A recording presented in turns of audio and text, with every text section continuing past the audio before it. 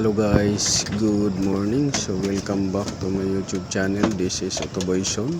So ngayon guys, magsishare tayo sa inyo guys ng konting kalaman dito, Toyota Vios. So hindi lahat ng symptoms ay kailangan magpalit kayo ng mga parts, kagaya ng sintomas ng erratic movement ng RPM, low power, at minsan delay yung response ng makina, or else delay yung response ng transmission.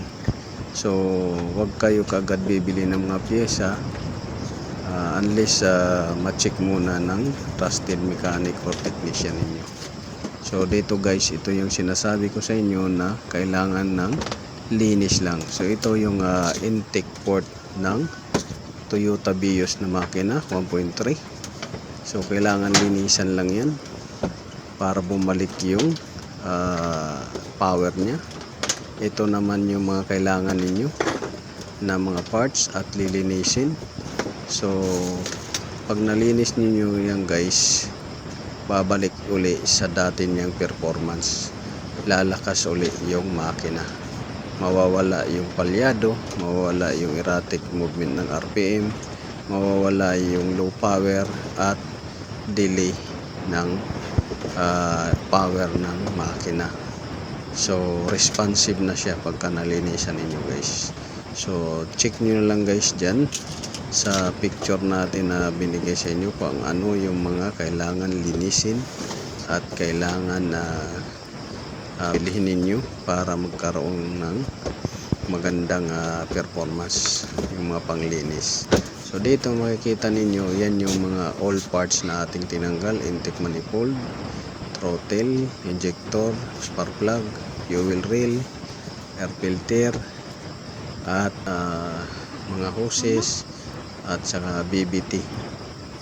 So yan yung kailangan ninyong linisan. Hindi kailangan palitan kundi linisan. So ang tawag dito guys sa ginawa natin ay refresh. Ni-refresh engine lang natin yung makina ng Toyota Vios dahil unti-unti nang lumalabas yung sintomas ng mga makina. So yung palyado, tapos low power, unresponsive or delay responsive throttle or power ng makina. So yun yung mga So dito makikita niyo may mga injector, ignition coil, throttle, tapos BBT valve. So lahat ng mga yan kailangan linisan lang, pati spark plug. So ang papalitan lang dito ay itong air filter at saka yung mga o-ring. Kung sakaling yung o-ring ay punit na, so pwedeng palitan ninyo. Pero the rest ng mga parts dito wala tayong pinalitan na parts kundi konting linis lang. So yan yung mga kailangan gawin at linisin ng mga parts para bumalik yung performance. So ang tawag dito guys ay performance tuning. So performance tuning ang tawag dito sa ginawa natin para bumalik yung performance nya. So sa mga hindi pa nakakalam na mga customer owner, so wag nyo munang papalitan ng mga parts dahil nakukuha yan sa linis, lalo na sa mga sintomas na palyado, sintomas na delay